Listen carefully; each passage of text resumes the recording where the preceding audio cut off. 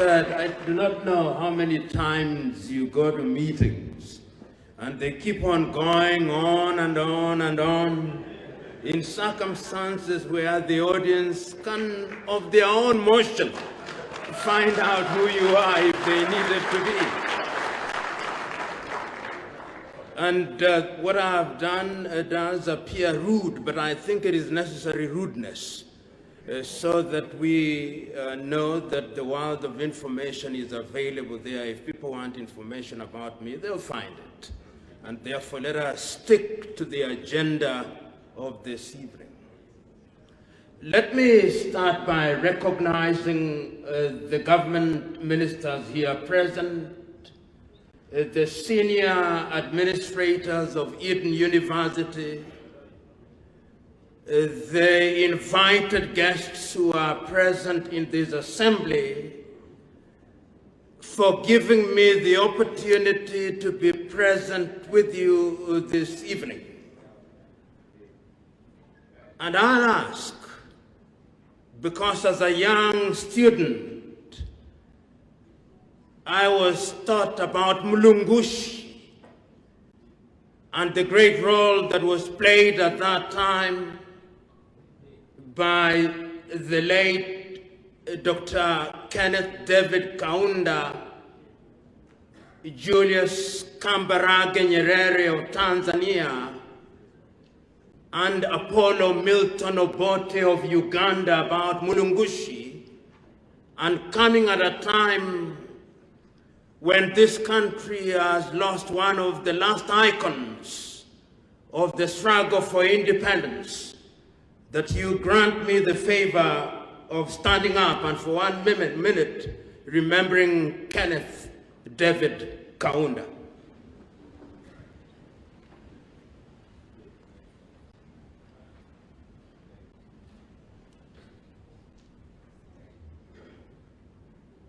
Thank you very much.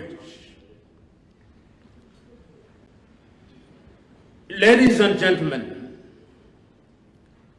I've been asked to talk about the state of democracy in Zambia. And this invitation comes at a time when Zambia has gone through an electoral process which has produced its 7th president since she regained her independence.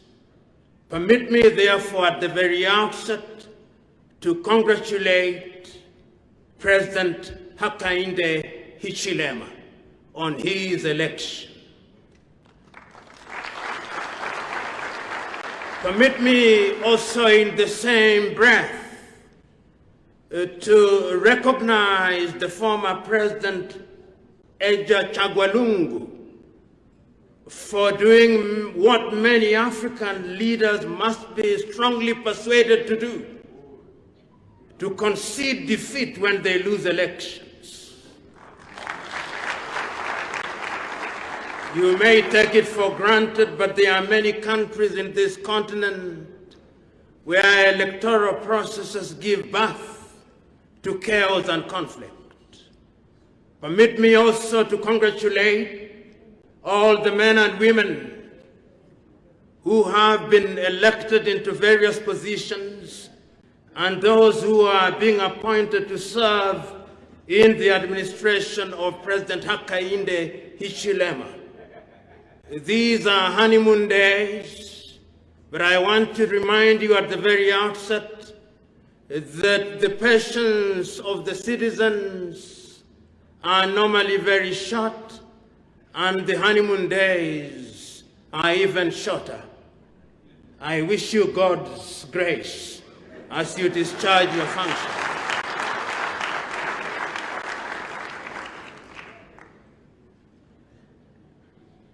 When one is invited to talk about democracy in Africa, one must contextualize one's assessment of democracy.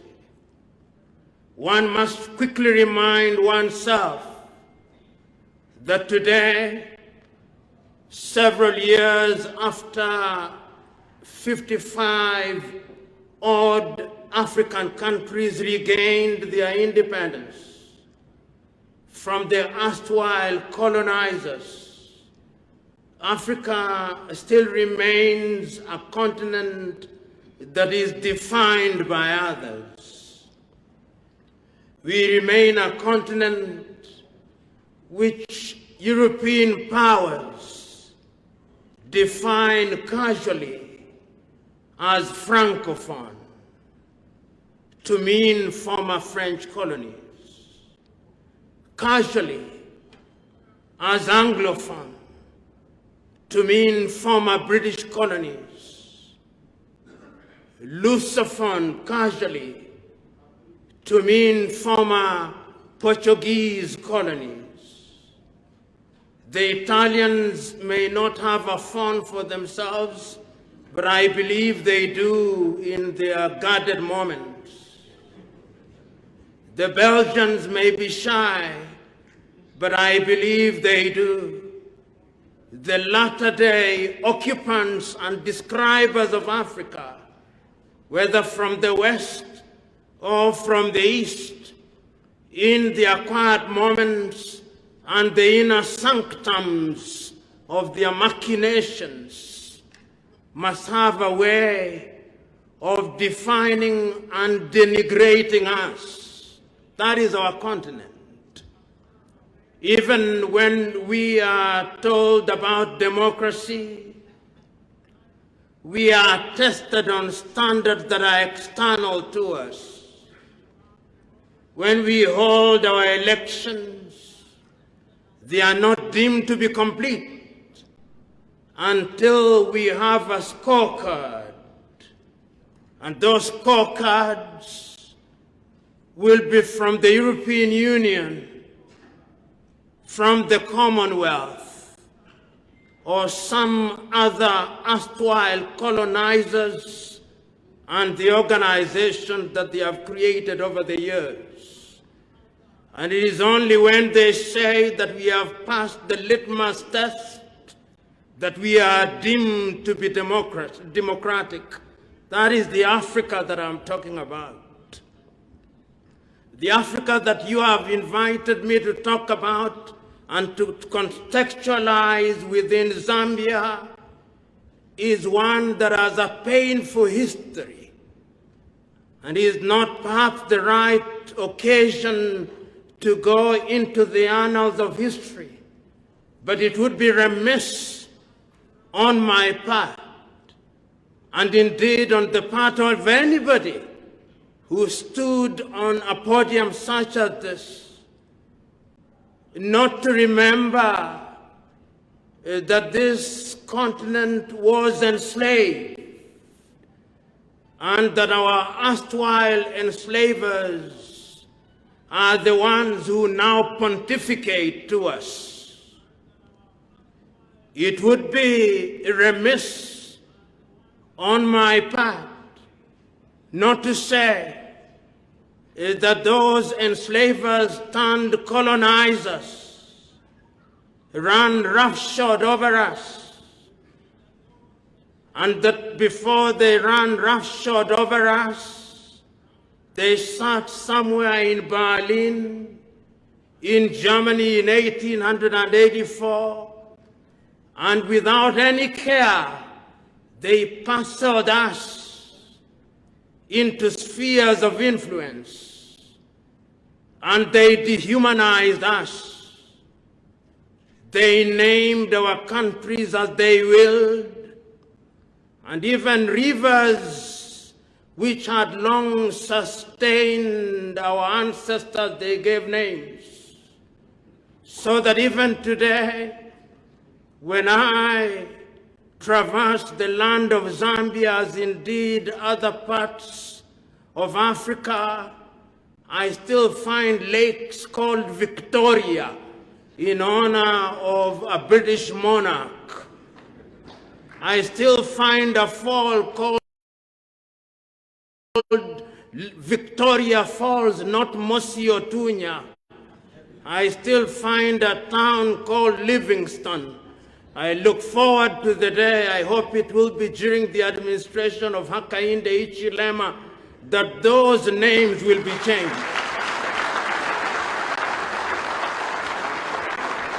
And they did not stop there. After they had parceled us out, they took away our artifacts and they took them to European museums, and they are still there.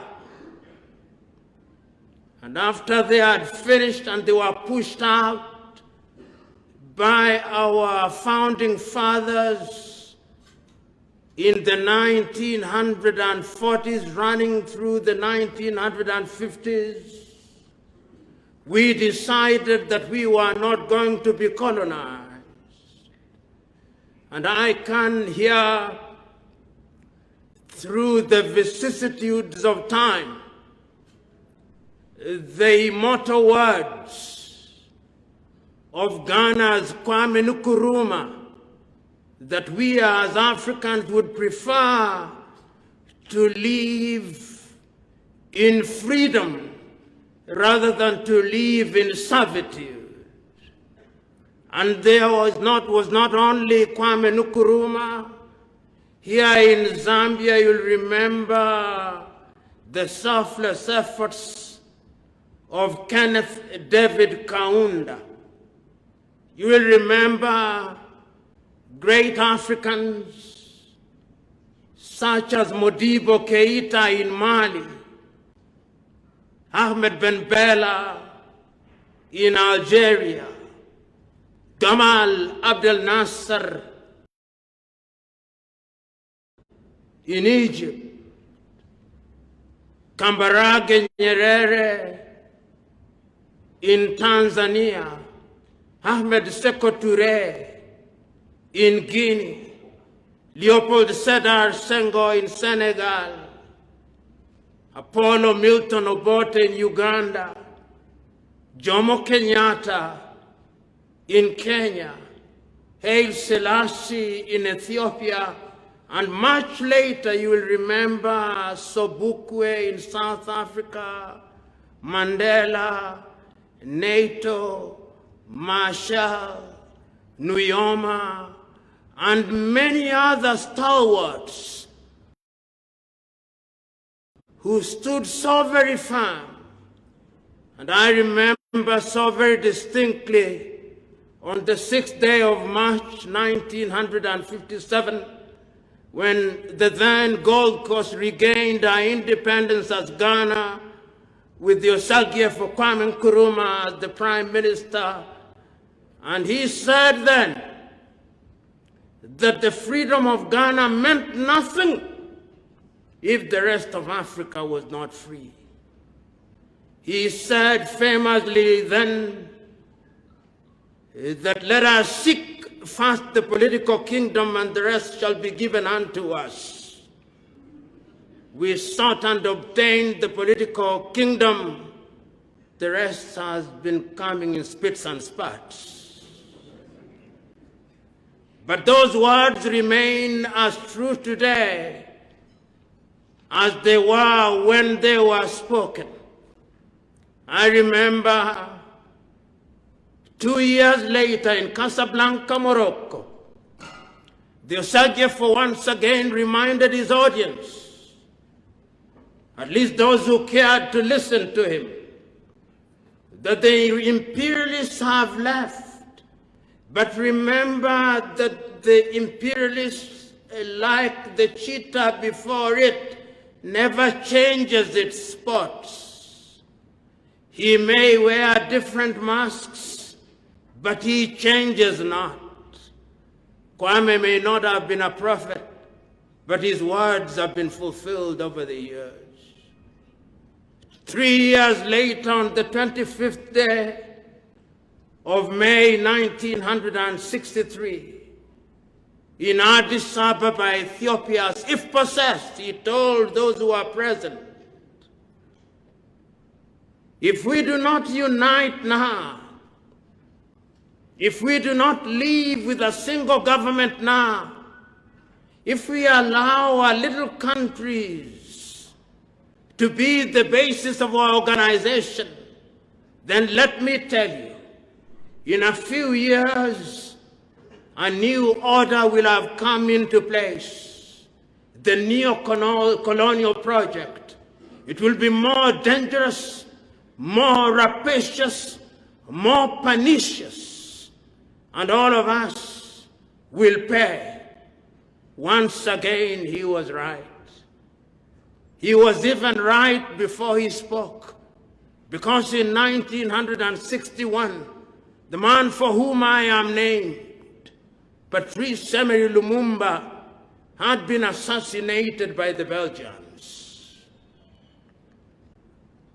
2 years later, Sylvanus Olympia of Togo had been assassinated. 3 years later, the Osagie for himself had been taken out via coup d'etat. 1 year later, in 1967, Nnamdi Azikiwe had been taken out, and Abubakar Tafawa Balewa and the Sordona of Sokoto, Ahmadu Bello, had been removed from power. Many followed. Ahmed Ben Bella followed. Modibo Keita followed. And those who remained, it was not for want of effort on the part of the erstwhile colonizers. Coup d'etats became as frequent as breakfast in Africa. That is the Africa that you are asking me to talk about. The French appeared to leave, but they did not leave. They were always there. They formed an organization of former French-speaking countries. The British appeared to leave, but they did not leave. They formed the Commonwealth of Nations, of equal nations, but whose permanent head is the British monarch. Equal nations. The Portuguese stayed a little longer. And you here in South Africa knew that the apartheid regime stayed even longer. And you knew that it took bombings here in Lusaka for Zimbabwe to be freed and for Namibia to be freed. That is the Africa that you've invited me to talk about. That Africa is an Africa that continues to suffer. That is not to say that there are no good things that are coming out of her. Remember that the post-colonial African nation is not old. Ghana only regained our independence in 1957. That is slightly over 60 years ago. But look at how our continent, our Africa, continues to be a laboratory for all manner of experiments. I remember in the 1960s, the leaders of the day said, we cannot afford the luxury of multi-party states. And they had their arguments and they had their detractors. Then Europe and America came and told us democracy equals to multi-partyism, equals to periodic elections, equals to free civil society, equals to all the things that they had conceived in Europe and America. And we swallowed it line, hook, and sinker. Democracy was defined for us. We went through that phase, and there is nothing with democracy. Democracy is innocent. But the thing that is not innocent is the dishonesty of those who want to continue to rape and abuse Africa. So that Mother Africa that you're asking me to talk about and to test and judge Zambia against, what is our state as I speak today? What is our state about our Africa? The Africa about which the Osagyefo said, seek ye first the political kingdom, and the rest shall be given unto you. What was the rest that was to be given unto us? We were to feed ourselves. Question that I want to put on the table to you all, are we feeding ourselves? We were to eliminate ignorance, and we have many universities today. Have we eliminated ignorance? We were to heal ourselves by building hospitals. I'm speaking at the time of a pandemic, and we are receiving all manner of vaccines. Moderna, AstraZeneca, Sinopharm. They are coming in droves, but if they removed the label, would we know the difference between Moderna and AstraZeneca? Or we simply consume them because we are told they are? That is my Africa. My Africa that was supposed to take care of herself, to build her roads. She has produced engineers to build her airports, to do all the things, because that is what independence meant, to run our airlines. My Africa, the Africa that you've invited me to talk about this evening, let us take a health check of my Africa. Look at her today as I speak. Is she healthy? Would Kenneth David Kaunda, listening to her pulse,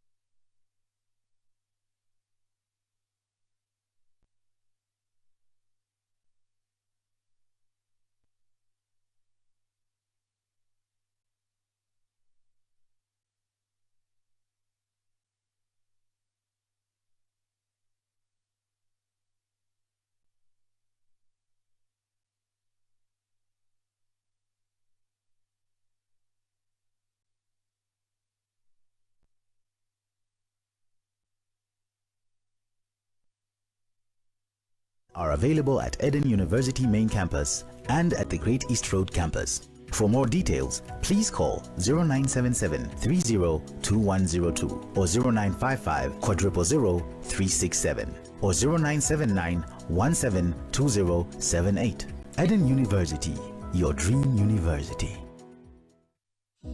On the 25th of September 2021, at the Mulungushi International Conference Center, Eden University presents a public lecture with the topic of discussion, Is Zambia What have you done to me? Particularly those of us who have had the advantage of education.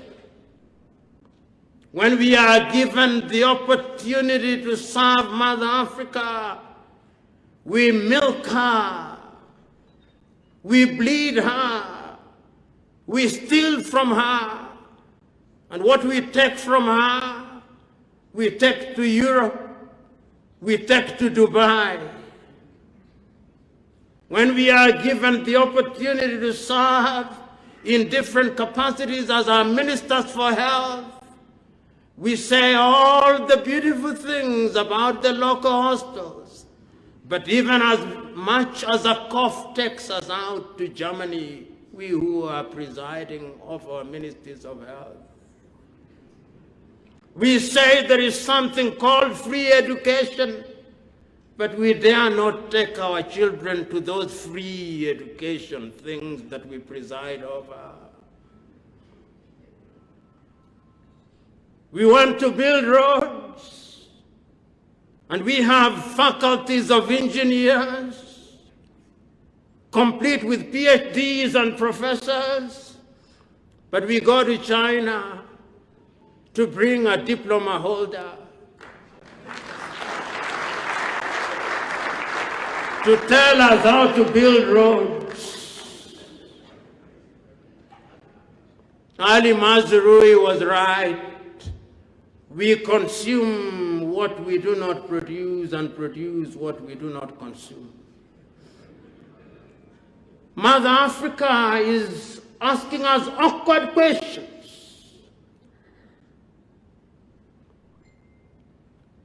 And we must answer those questions for this generation and generations yet to be born. It cannot be right that we have a continent that has all the resources in the world. But when we are called to conferences where the human race is discussing important things, we are not there. And if we are not there, and I dare you watch the UN General Assembly when an African leader is speaking, it is empty.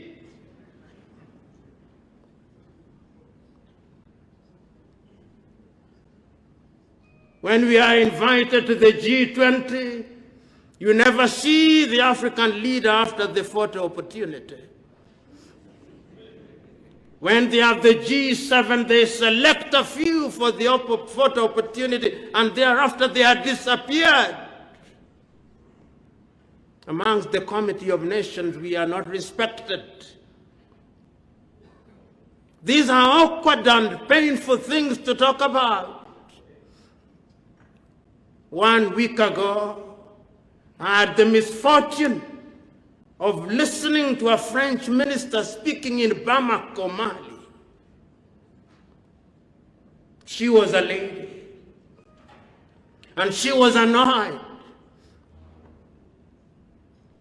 that the Malians were reported to have entered into an agreement with a Russian mercenary group called the Wagner, who I'm told have operated in Madagascar and in Central African Republic, and they say the French will not allow it.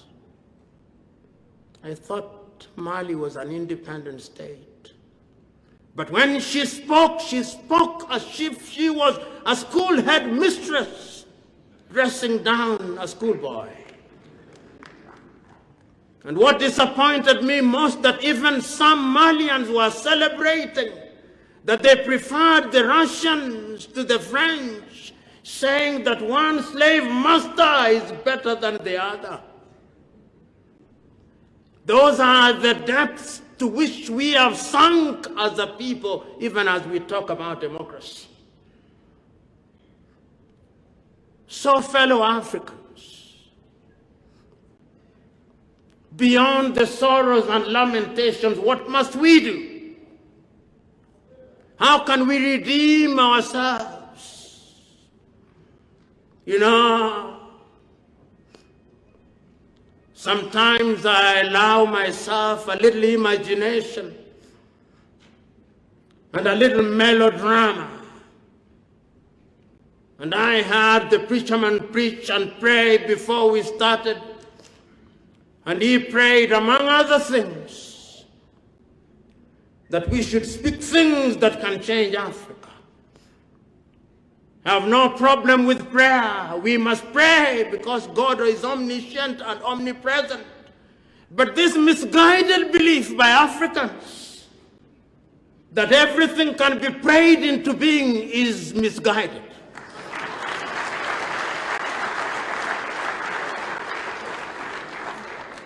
The things that require technology will be earned by technology, not by theology. And the sooner we realize that, the safer we are. The last time I checked, even when Christ was asking or healing people, he told them to do something about it. And the last time that I checked, there is a sense in which there must be effort on our part. Fellow Africans, the time has come that we must exorcise the ghosts of low self-esteem. I know the world is a global village, but if globalization means we are dehumanized, then to hell with globalization. If globalization means that the Chinese must come into Africa and take everything, then to hell with globalization. If globalization means that the Americans must come here and tell us the difference between our left and our right hands, then to hell with globalization. We know what our left hand is, and we know what our right hand is. We can conduct our affairs. We need not prove ourselves to anybody. So is Zambia democratic. So has Zambia done well. Because amidst all this gloom, sometimes we think that Africa is not doing well. Africa is doing reasonably well, even in the face of those problems. Sometimes Europe behaves as if she is Shangri-La, El Dorado, the land of God. No, she's not. The Europe that we are talking about during my lifetime, I've seen the Soviet Union break up into little countries. They have their own problems. As I speak to you now, they are fighting in eastern Ukraine, and I've seen the Azerbaijanis and the Armenians fighting. They are not immune. Conflict is universal, so let not your spirit be dumbed as if Africa was the only theater of war. They have their own wars.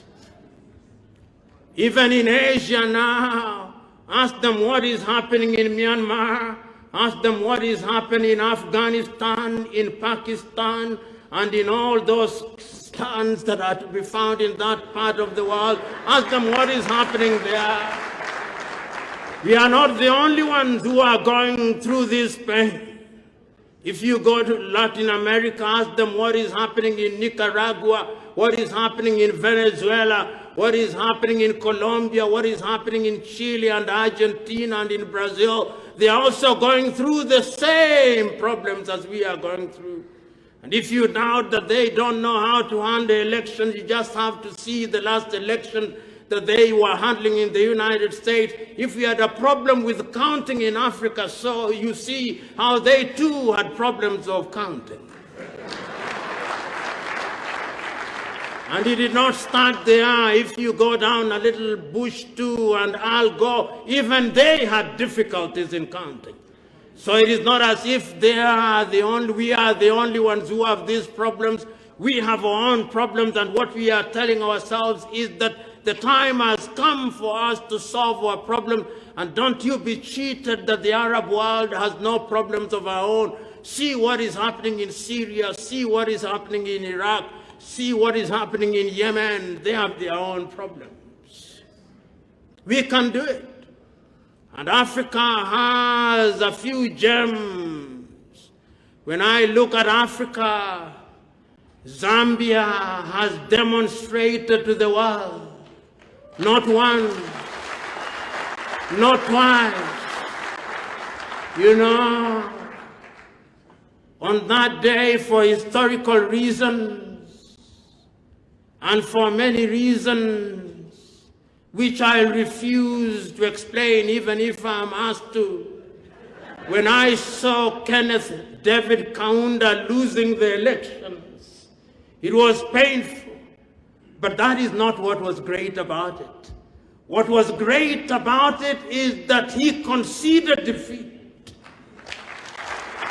And what was great about it is that historians now record that when they look for accounts that he held, that the match that he held in accounts anywhere in the world was the equivalent of 8,000 United States dollars after 24 years in power.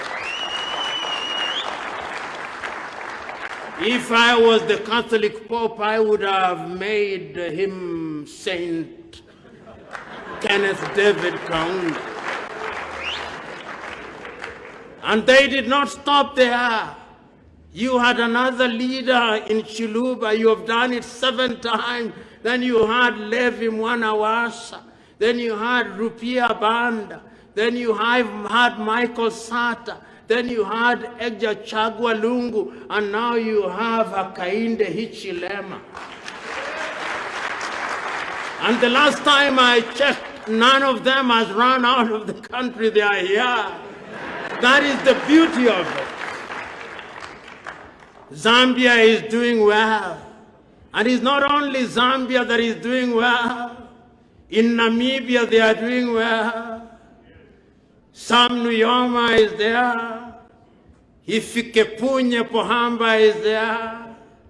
And if you go to Botswana, Kwet Masire is there. Ketumile Masire is there.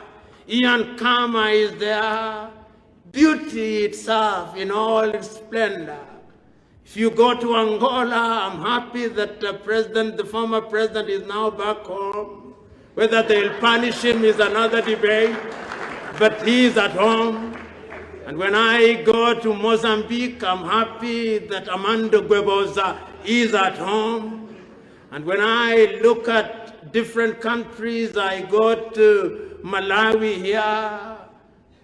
Being President Mwamutarika is there. President Chakwera is there. Whether they'll be punished, and I think if they engage in certain activities that are untoward, even God himself reminds us to punish them in accordance with the law. And I have no problem with that. And if you go to Ghana, you can see something good is happening there. In Senegal, something is good is happening there. In Tanzania, I've seen Nyerere come, I've seen Mwenyi come, I've seen Jakaya come, I've seen Benjamin William Mkapa come, I've seen John Joseph Magufuli come, I've seen Samia Suluhu come. Beauty is in the continent. So that those who think that the continent of Africa is only about chaos, let them be reminded that the continent has things that are happening to her and for her. Our duty is now to redouble our efforts and to make sure that this becomes a tradition. Zambia now finds ourselves in a very good state. You no longer have to travel out of the country under the pretext of medical problems during an electioneering period in the hope that you will look from outside. You can go to an election tomorrow and in 3 days, you know there'll be changes and there'll be no chaos. That is what democracy is. But the word democracy, somebody told me that we had better look for another word. Not democracy, that we should look for a word called Afrocracy. But I do not want to engage in linguistic adventurism. What I know that in the fullness of time, when Kiswahili becomes the African lingua franca, sooner rather than later, we'll find a word that defines what Africa is.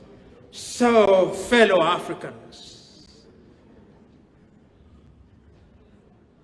today, I must conclude, because that which has a beginning must end.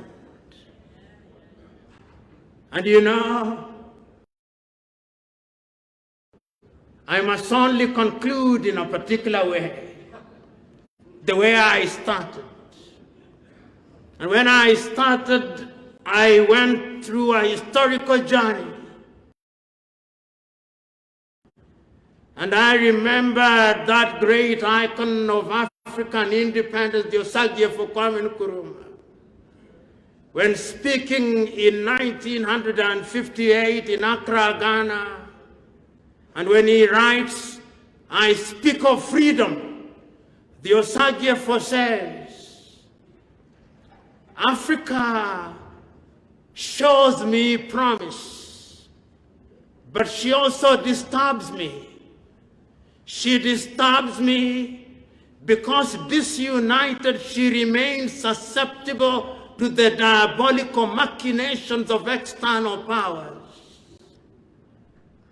But she shows promise because if she is united, not the unity of the grave, where there is unanimity without discussion, but the unity where ideas are bounced against one another, then I have no doubt that she can become an important player in the affairs of the world.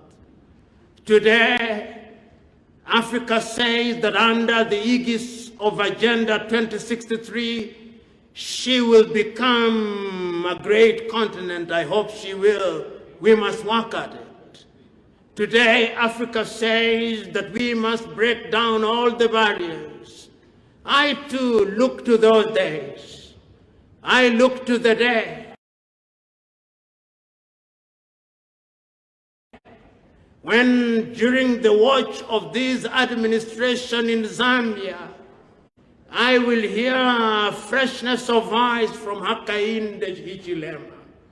I want to hear HH say, and him being recorded by historians, that Zambia no longer requires visas from any African country. I look forward to that day. I look forward to the day when I hear HH say that any African who wants to form a company in this country will not require a work permit. I look forward to that day. I look forward to the day when he will join with his fellow Africans saying that we shall only have a single passport. I look forward to that day. I look forward to the day when he shall participate with others and begin the process of ensuring that we have a single currency in Africa. I look forward to that day. And I look forward to Zambians and Africans liberating themselves, that when work permits are eliminated, that everybody from Africa will congregate in Lusaka. It is not true. Indeed, Lusaka will be opened when it is opened. I look forward to the days when Africans will move, and when I come to Zambia, I'll not be asked, what seeketh thee in Zambia? I look forward to that day. Those days will come, but we must work at it. So permit me to say, I look forward with optimism, saying as I do with the Osagie for Kwame Nkrumah that we must neither look east nor west, but we must look forward. Zambia is a great country, and she must demonstrate that she is a great country. I want you to make your former leaders happy wherever they are. Fred Chiluba, Levi Mwanawasa, and the great Kenneth Kaunda, that when they look down, they are able to see that at this Mulungushi, men and women sat. And those men and women were Africans. And the only thing that they saw and recognized is that our continent must rise again. And that our continent can only rise when men and women unite and say that it must be done, because if it is not done, we are done. Ladies and gentlemen, let us play our part. Let us rise in the knowledge that this continent must never be fair game for the world again. Let us rise in the knowledge that we are the mother continent. Let us rise in the knowledge that Africa must liberate herself economically, culturally, and otherwise. It can be done, and it must be done, and it is you and me that must do it. God bless you.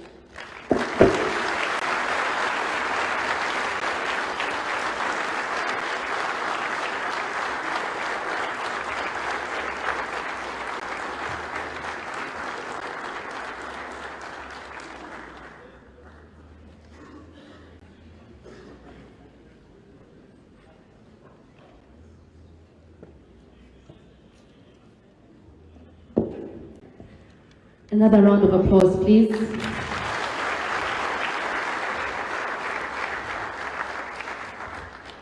Professor Patrick Lodge PLO Lumumba would like to thank you so much for that insightful lecture. Ladies and gentlemen, allow me to recognize the presence of our guest of honor, Honorable Minister of Justice, Honorable Maimbe Mulambo. Thank you for joining us, Honorable.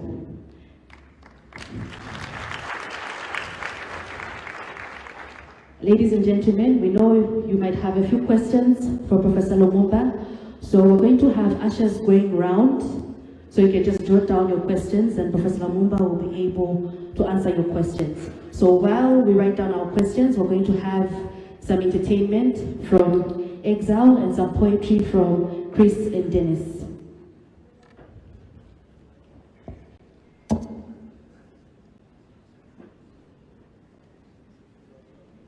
Please give a big hand to our young future leading poets, Chris and Dennis.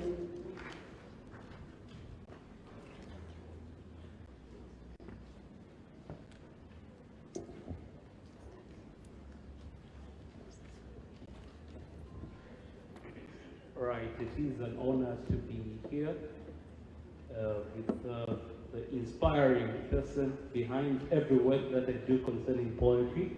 I am really honored, and just allow me to write through the protocols that have been presented. So my poem is titled, My Kind of Zambia.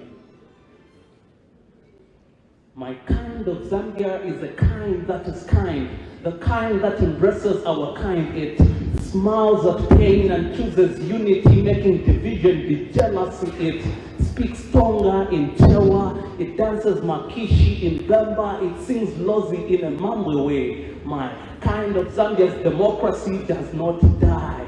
It lives and breathes peace, a soothing wind that ensures peaceful transitions of governments. Our people speak with one voice, not that of bullets, but that of ballots. We use voting as a weapon when firing. Zambia yomwendi mafuna, ndi Zambia ogoma mtima, yemwendi malota, yemema mwetulila kuwawa, ne kusanga chikondi mugwirizano, kupanga kugawa nsanje, imalankula za chitonga mojewa, imaimba makishi mwanjila yadi mambwe mahe. Kind of Zambia is a kind that is kind, the kind that embraces our kind. My kind of Zambia has love for the land like we are all farmers, so we tell the world. We tell those in the diaspora that Zambia is a green pasture and we can harvest our dreams here. It is a spring where we must bound and rebound back. It is the one that does not give us sleeping pills so we can realize our dreams. It turns beautiful youths into turbines, driving the light of hope in our motherland. My kind of Zambia is the one with proud patriots. Patriotism is the seed we must plant and let it be permanent in firmaments, and like its home is in our skin. So every day we must sense the time to employ the name on the NRC, but the skill, not to employ the name on the NRC, but the skill. It's beauty, vividly displayed on the Mosotunya, its flamboyance, caressing and cuddling the world. Zambia yomwendi mafuna, ilindimi tundu 72.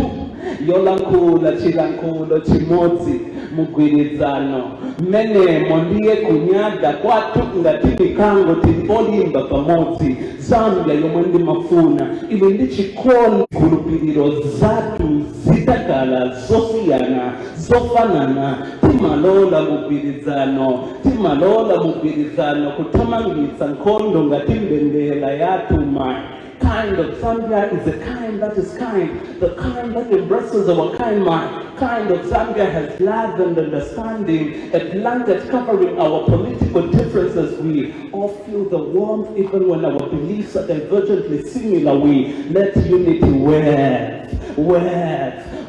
our differences like the green flag. My kind of Zambia is a kind that is kind. My kind of Zambia allows not tribalism to give birth. She is barren, however.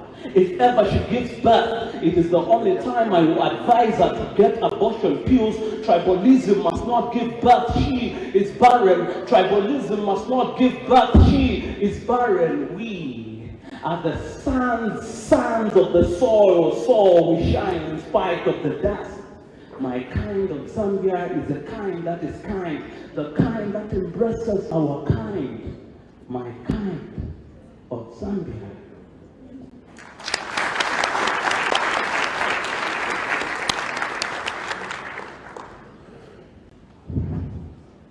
The title of the poem tell them. Africa cries for her child. History. His story, her story, our story. History will one day have its say. It will not be the kind of history that London, New York, Washington, D.C., Paris, all the United Nations will teach. But in their streets, books, magazines, each shall find its way. Yes, each shall find its way. On their white walls, we shall paint our identity. The day will come when history will speak. Africa will teach and write her own history. She will speak of the streams of the Zambezi, of sorrow pouring into the Indian Ocean. When they speak of the tears of the Nile and write about the blood staining our soil, we will sing of the peace and liberties of our land. Nkosi sikelele Africa. Africa is our own motherland, fashioned, rich and blessed by God's good hands. Let us, all her people, join as one, brothers under the sun, all one, strong and free. Go home. Go home and tell everyone we are not black. Remind them that black is just the absence of life and being primitive is the supreme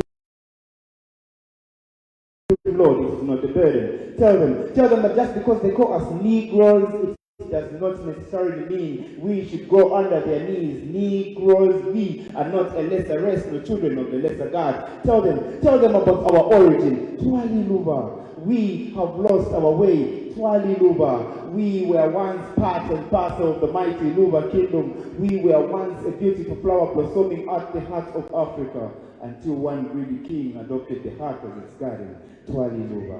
Tell them Wakanda has nothing to do with us and has no meaning. We are not a work of fiction, we are real. I mean, what kind of nonsense is that? Tell them about Kenneth Kaunda, Jomo Kenyatta, Kwame Nkrumah, Patrice Lumumba, to mention but a few. Tell them about the Emperor Haile Selassie. Tell them about Shaka and his mighty kingdom. Tell them that up to date, it is only the Ngonis that manage to put still the sun for hours until they cross the Zambezi River. Tell them about the Katanga and the Bantu. Tell them about Ubuntu. Tell them about us, because us is all there is about us, and us is not all there is about us. Yes, I do agree that my sisters are a fine work of art. Melanin popping into body parts. They are more than my curves. You see, these ladies are well cultured. Tell them that our fathers' responsibilities reign all over our communities. We have learned to freely commune with our identities. Born in this dark continent, so my skin nourishes these stories. Tell them about Africa, and that is the history of glory, honor, and dignity. Africa must unite. Tell them.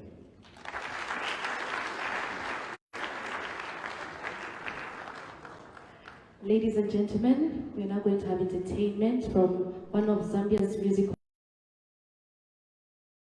legends, Mr. Exile, or some of you may know him by his new name, Israel. Ladies and gentlemen, please let's give him a round of applause.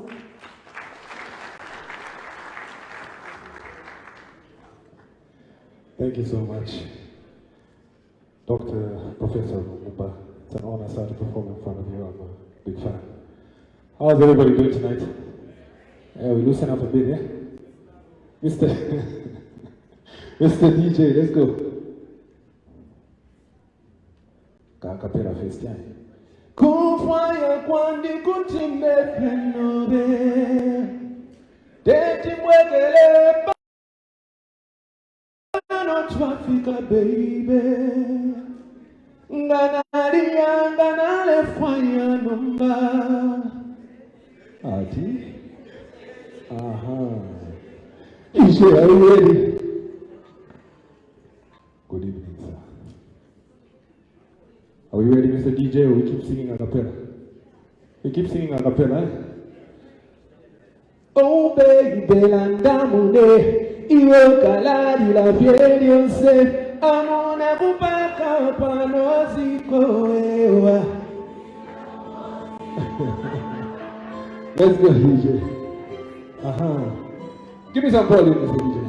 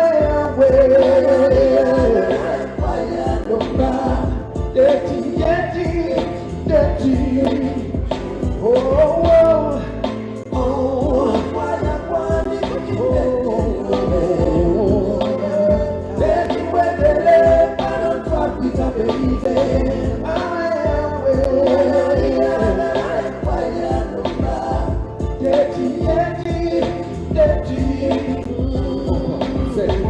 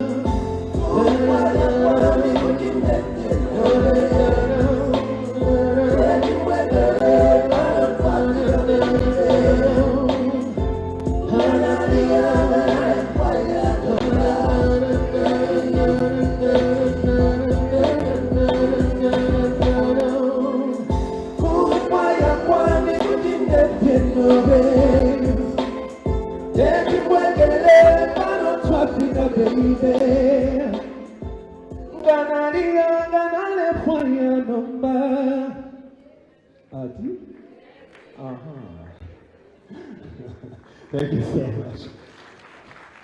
DJ Nakambi, am I allowed? Nakambi by DJ Kanis. Say! Yeah. Yeah. Oh, say. Oh, baby, you are the light of Beyonce. I'm on a papa, Bandozigo, you get out of the Tamba. Oh, baby, you are the light of Beyonce.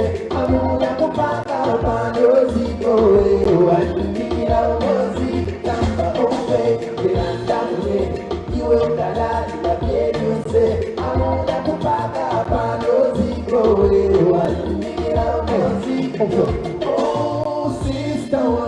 ukalegalizo kumekwa hakwanga lumendonga katika sihati iwe nishi watemwa nokulabe vya chitanga kushaweka pangadolira nokulabe vya kumayose shichapuka iwe bantu wamufigero sasa chinja sasa chinja Oh baby, you're oh baby, you're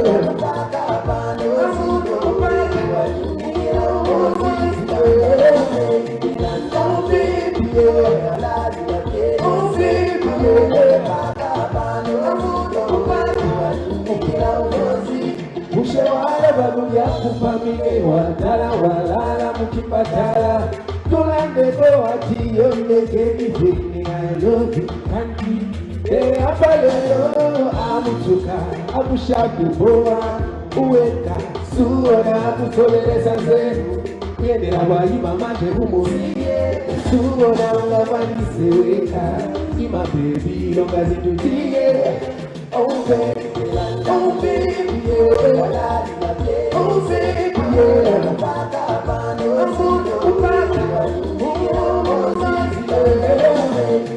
Oh baby, yeah. Oh baby, yeah.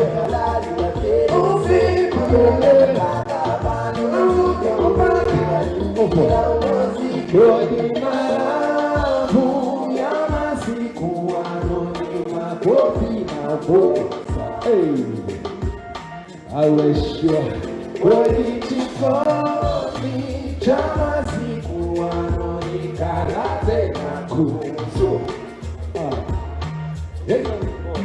Rodi chikoni chama siku anoni makofi na bosa. 1, 2. Yeah, man.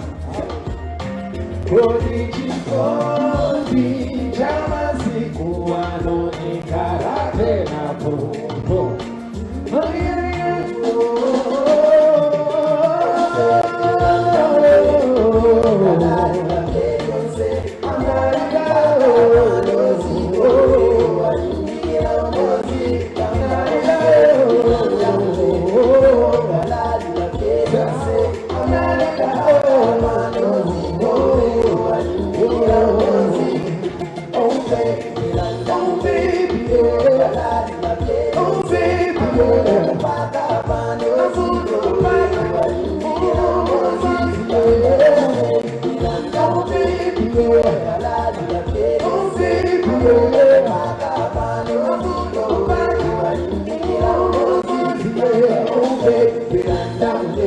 You are the light of Beyonce. I'm on a kupaka panoziko.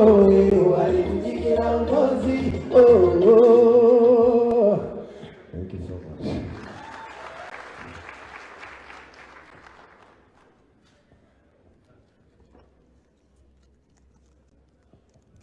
Thank you for that lovely performance, Exile/Israel. Round of applause for him, please.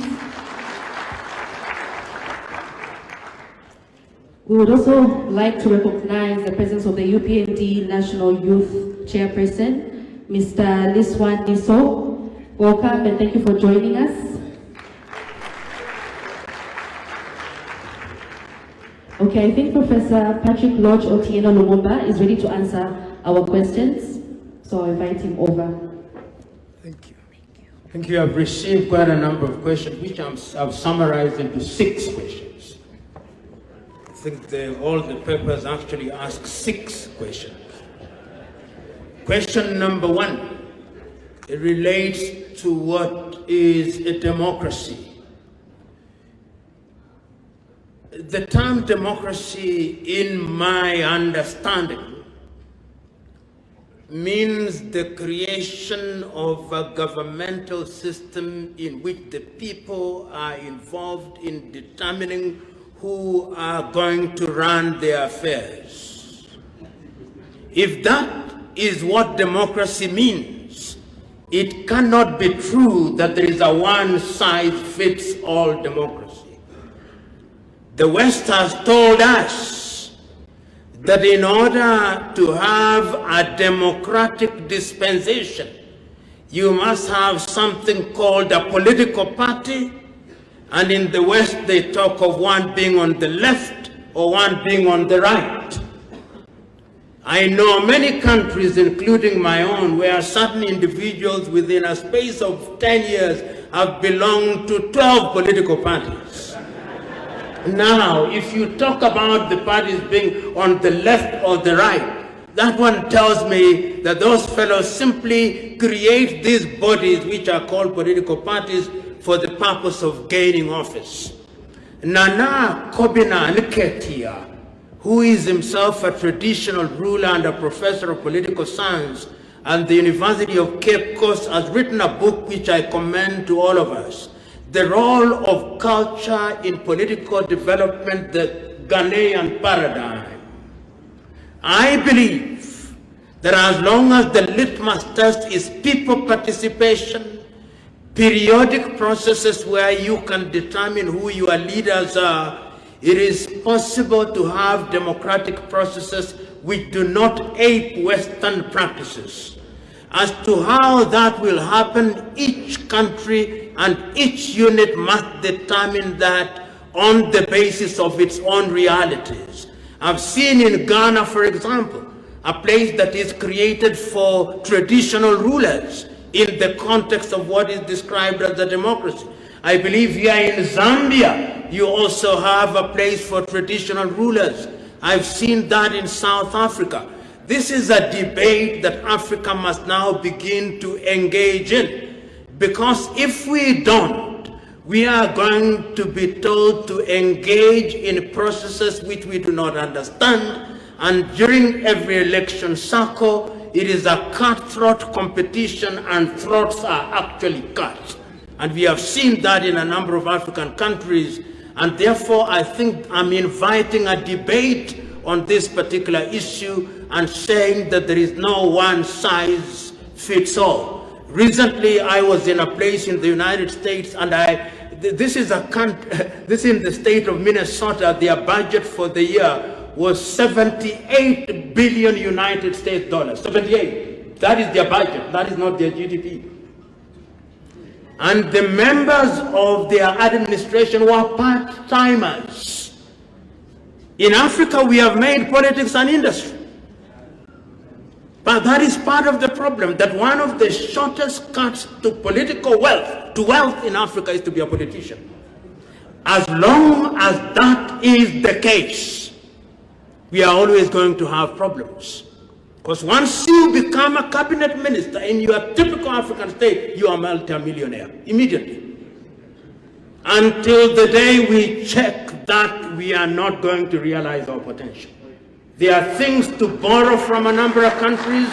Ask yourselves what is happening in countries such as Finland, such as Denmark, such as the Netherlands, where you have cabinet ministers riding bicycles to office. It is a mortal sin if you are a cabinet minister in Africa to drive in a small car. It is a mortal sin. So these are the things that we've got to deal with.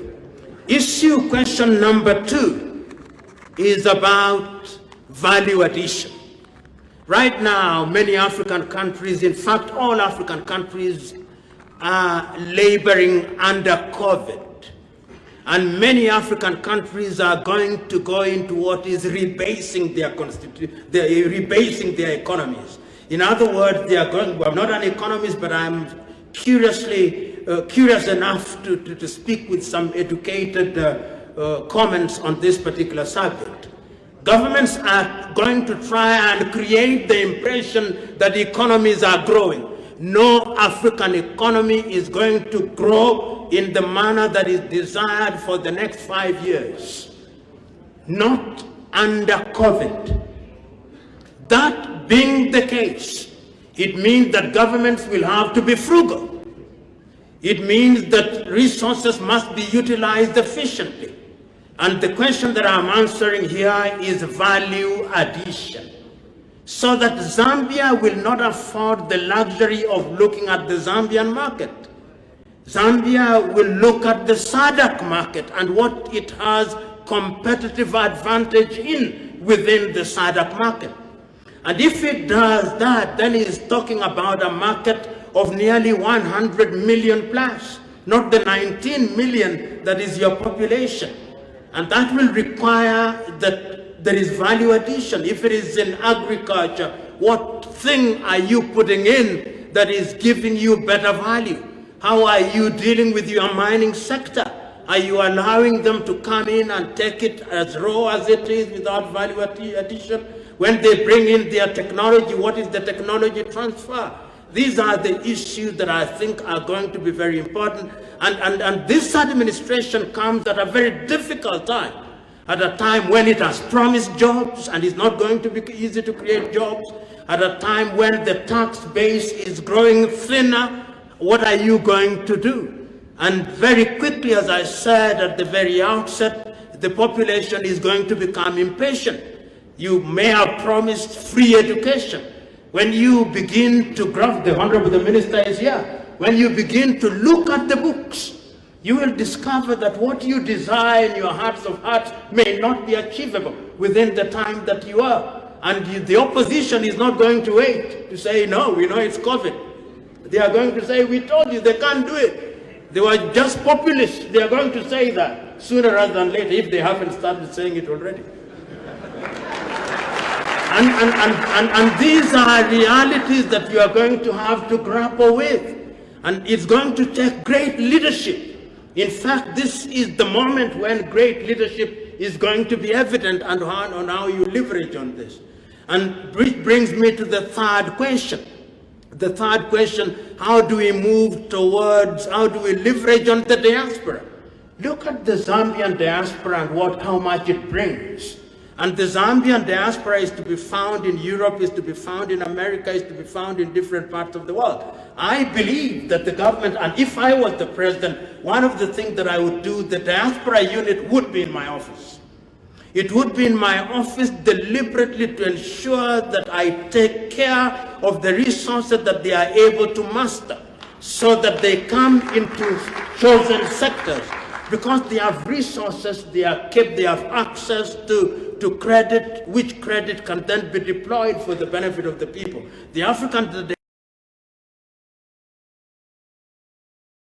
diaspora and the Zambian diaspora, and many of you know some of them are in very good opportunities in the United States of America, in Europe and America and Asia, and even within the continent of Africa.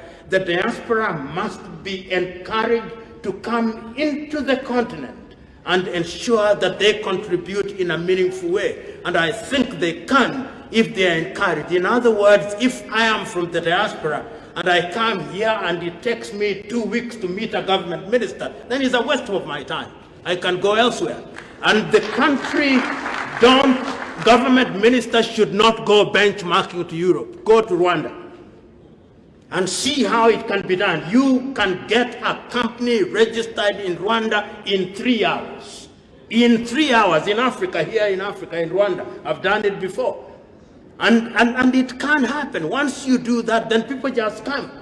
And I believe that you have the passion, you have the drive, the country is behind you. I was asked what I think the administration of President HH should do. And I think that they are riding on the crest of optimism. They are riding on that crest, but that crest only remains there. It's like cruise. When you are flying from Harare to Lusaka, you cruise for a very short time, then you begin descending. And therefore, it is very important to capture the spirit at the right moment. And I believe that universities must also be utilized. Universities are critical. Governments are not going to go anywhere if they don't put money in research and development, which is answering the fifth question about COVID, for example. You'll remember when COVID came about, one of the very first institutes to come up with something was the Malagasy Institute of Applied Science, COVID Organic. You remember that? Then you remember the Louis Pasteur Institute in Dakar, Senegal, which came up with rapid testing kits. Governments, African governments said nothing. The AU said nothing. I looked to my friend Dr. Nkenga's son on this Center for Disease Control in the AU, nothing. They are simply waiting to parrot what is being said by the World Health Organization. I'm answering the fifth question about the AU. There is a multiplicity of bodies in Africa, all of which are moving from workshop to seminar to webinar. We must stop this. With this webinarization is not going to take Africa anywhere. In fact, I hold the view that we have held so many workshops, so many meetings, so many of these things, that there should be a moratorium for 2 years, during which we implement all the things we have been saying. And it can be done. If you look at COMESA now, and His Excellency the Ambassador is here. If you look at the achievement of COMESA on a scale of 1 to 10, I would be surprised if it has achieved 4. I would be, and I'm saying this because we've got to speak painful truth to each other. No velvet gloves. We've been too nice to each other for too long. That's why we are not achieving. And the reason is they are under-resourced. The ambassador may want to do all the manner of things, but if you need a spade and they give you a teaspoon, how can you achieve it? Look at SADC. SADC promised that they would, by now, there should be a single currency in the SADC region. There should be a single currency in the ECOWAS region. There should be a single currency in the East African region. There should be a single currency in the Maghreb. There should be a single currency in CFA region. None. And I can promise you that if we don't do that, you imagine, I fly from Zimbabwe to Ghana, no internet connectivity.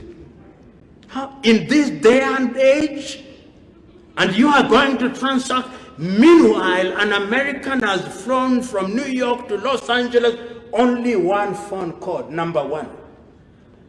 In Africa, we have 33 of them. I fly for 55 minutes, I'm with Kwacha. Malawian Kwacha, Zambian Kwacha, Medical, Pula. You can't operate. You can't operate. So one would imagine, and these things can be done. Just before I came here, I was listening to President Paul Kagame speak in Cabo Delgado, where he has sent 1,000 troops. That is leadership. There's a problem in Africa, and I offer, and I'm there on the ground. In other words, these things can be done. I listened to President HH speaking at the UN. That rhetoric must now be matched with action. And if it is, then in addition to prayers, not prayers alone, in addition, if we just pray and then it will not happen. And all of us, this idea that our leaders are some kind of WWE wrestler somewhere in a ring with the development and the economy, and they are battling and we are watching whether roads will be delivered and hospitals will be delivered. No, that will not happen. History has demonstrated not once, not twice, all of us are susceptible to abuse power. All of us. And therefore democracy is guarded by eternal vigilance. I can imagine the current president. Allow me a little imagination, Honorable Minister. That's because I leave on Monday anyway. So I'm allowed a little imagination. I can imagine that your administration, your party has this blueprint and is all good. You possibly want to have a lean, mean government, but somebody emerges from somewhere and say, you know, we have been in this thing together, you have only 26 minutes, add another one. And then you say, which one? He says, your ministry, science and technology. You say, just slice technology, and we give it to somebody else. Then somebody comes by, before you know it, we have 50 ministries. Because you want to please people. So it requires resolute. You will annoy some, you will harm some, and all is in the best interest of the country. It's the famous St. John who said, nobody can govern guiltlessly. We'll all make mistakes, but we must not persist in our stupidity.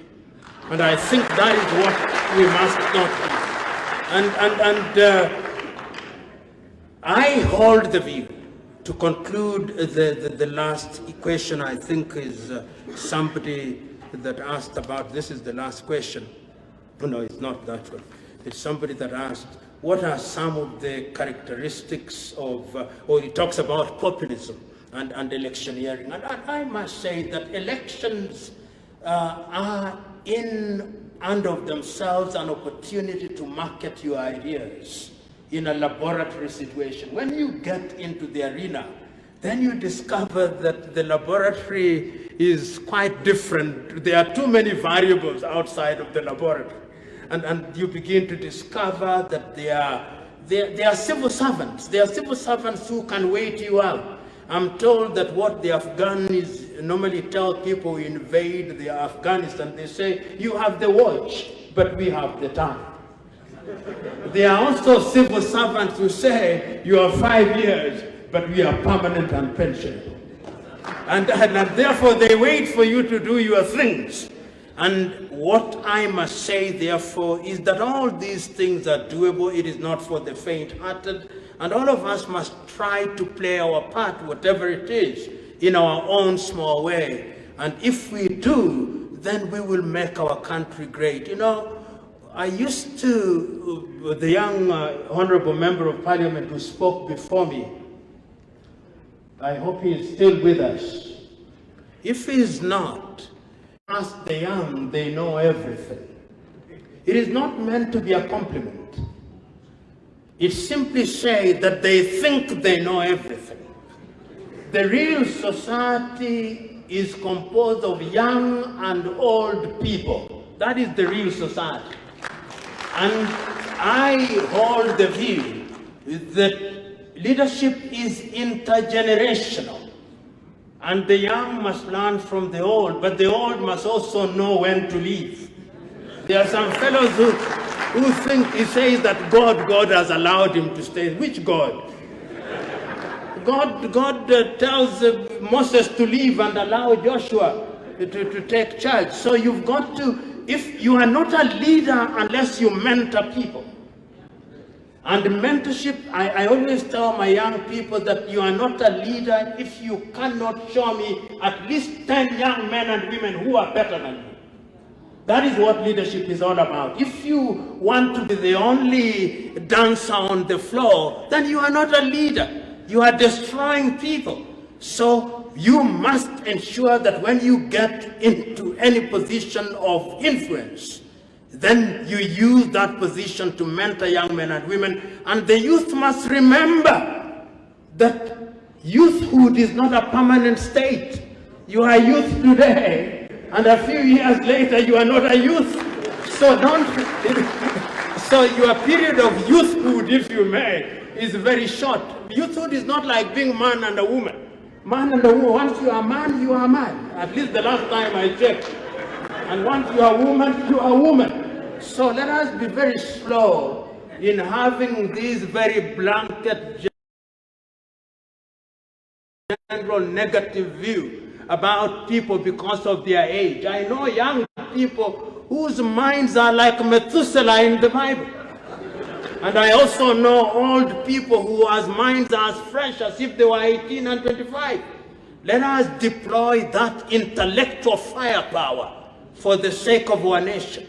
And if the balance is good and right, then it can be done. And Nelson Mandela was very right, particularly, that you cannot, in all consideration, tie down the bulk of your population. Africa is the youngest continent today. The average age is about 18. Some say it is even 16. And you only have to drive, even as you go into rural Zambia and rural Africa, see the number of young people, which means that those young men and women must be taken care of. And we must use this youth dividend to our advantage. So ladies and gentlemen, it can never be all answered at once. And as I grow old and I want to delude myself wiser, I now believe that some of the things I say do not necessarily represent the truth. They represent my view of those things. And you may find favor with some of the things that I say. Some of them may be useful in making you think a little differently about, and that is the beauty of things which challenge your own and they make you improve. So don't say he came there and pontificated as if he was Plato himself. I'm not. Thank you. Have a good day.